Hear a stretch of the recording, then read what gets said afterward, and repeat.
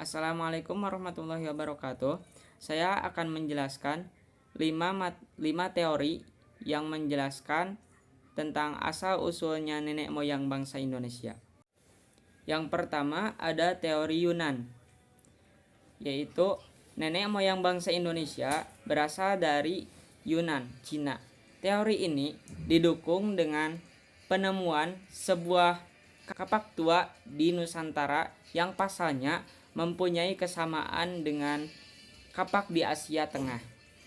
Konon, nenek moyang bangsa Indonesia itu memiliki budaya kelautan yang sangat kental, yaitu sebagai penemu asli perahu bercadik yang menjadi ciri khas kapal-kapal Indonesia. Dan pada zaman itu, para penduduk ini kemudian menetap di salah satu wilayah di Nusantara dan disebut sebagai bangsa Melayu Indonesia.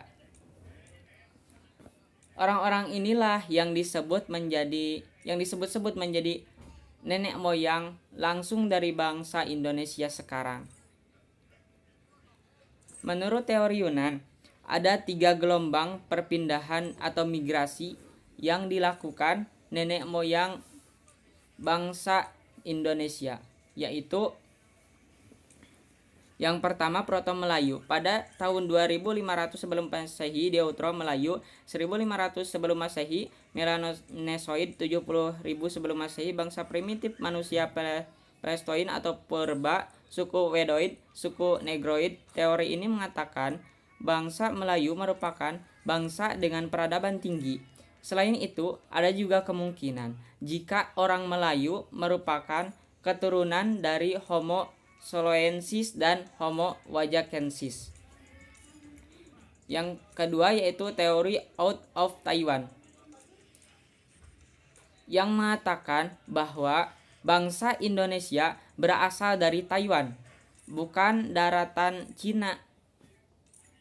Mereka diperkirakan datang dari Taiwan melalui Filipina sekitar tahun 4.500 sampai 3.000 sebelum Masehi.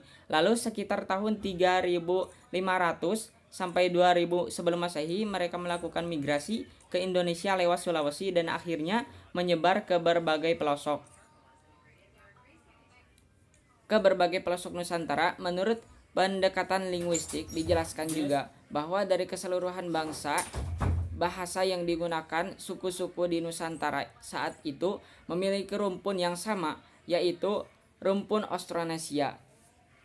Dengan demikian, dari segi bahasa dapat dilihat bahwa orang-orang Indonesia mengadopsi budaya Austronesia dan mengembangkannya sampai menjadi bahasa Indonesia seperti sekarang ini. Selain itu, menurut hasil riset genetika dari ribuan kromosom, tidak ditemukan adanya kecocokan dengan pola genetika di wilayah Cina. Yang selanjutnya yaitu teori out of Africa yang mengemukakan bahwa nenek moyang bangsa Indonesia berawal dari Afrika. Teori ini menyatakan salah satu jenis manusia purba, yaitu Homo sapiens, adalah spesies manusia modern yang merupakan nenek moyang kita. Homo sapiens diperkirakan muncul sejak 120.000 tahun yang lalu ketika bumi sedang mengalami lonjakan populasi.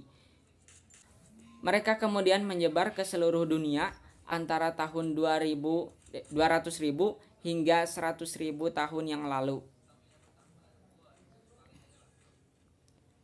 Akan tetapi, ada juga salah seorang ilmuwan menyatakan bahwa tidak ada bukti yang menunjukkan bahwa gen manusia modern bercampur dengan gen spesies manusia purba. Teori menurut para ahli. Teori terakhir adalah teori menurut para ahli. Ada 5 ahli yang mengemukakan teori mereka masing-masing mengenai asal-usul nenek moyang bangsa Indonesia.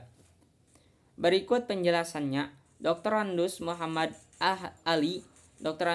Ali adalah salah satu tokoh yang mendukung teori Yunan. Dr. Andus Muhammad Ali berpendapat bahwa bangsa Indonesia itu berasal dari daerah Mongol yang terdesak oleh bangsa-bangsa yang lebih kuat sehingga memutuskan migrasi menuju selatan.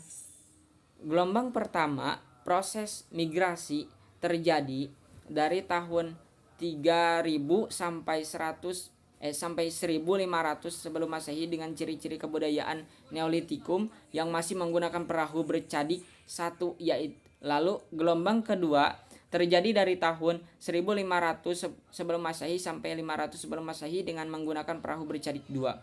Dasar pendapat Dr. Andus Muhammad Ali didukung dari ditemukannya kapal tua di wilayah Nusantara yang mirip dengan kapal tua di kawasan Asia Tengah. Profesor Haji Krom meyakini asal-usul nenek moyang bangsa Indonesia berasal dari daerah Cina Tengah.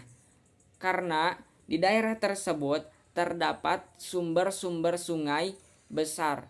Setelah itu mereka menyebar ke Indonesia sekitar tahun 2000 sampai 1500 sebelum Masehi. Profesor Muhammad Yamin yang selanjutnya itu Profesor Muhammad Yamin menyatakan bahwa nenek moyang bangsa Indonesia berasal dari Indonesia sendiri, bukan dari daerah luar. Pendapat Muhammad Yamin didasari dengan penemuan fosil dan artefak yang lebih banyak di wilayah Indonesia dibandingkan daerah lain di Asia.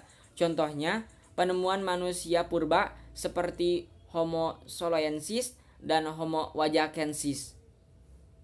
Ponheim Gerdren. Selanjutnya, teori yang dikemukakan oleh Ponheim Gerdren, ia menyatakan bahwa bangsa Indonesia berasal dari daerah Champa, Cochin, Cina, dan Kamboja. Pendapat Gerdren didukung dengan penemuan artefak-artefak di Indonesia yang memiliki banyak kesamaan dengan artefak yang ditemukan di daratan Asia. Selain itu, Gildran juga menyatakan kelompok ras dominan yang datang ke Indonesia adalah ras yang memiliki postur tubuh besar dengan tinggi badan sekitar 155 cm. Dr. Andus Brandes menyatakan bahwa suku-suku yang mendiami kepulauan di Indonesia memiliki kesamaan dengan orang-orang yang tinggal di daerah sebelah utara Pulau Formosa Taiwan, sebelah selatan Jawa dan Bali, serta setelah timur sampai ke tepi barat Amerika. Hogen berpendapat bahwa bangsa yang menempati daerah pesisir Melayu berasal dari Sumatera. Mereka lalu bercampur dengan bangsa Melayu yang disebut sebagai Proto-Melayu atau Deutero-Melayu.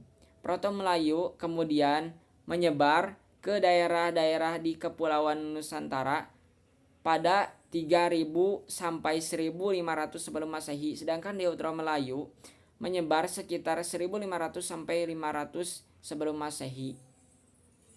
Sekian dari teori-teori yang saya sampaikan dan saya jelaskan. Wabillahi taufiq wal hidayah. Wassalamualaikum warahmatullahi wabarakatuh.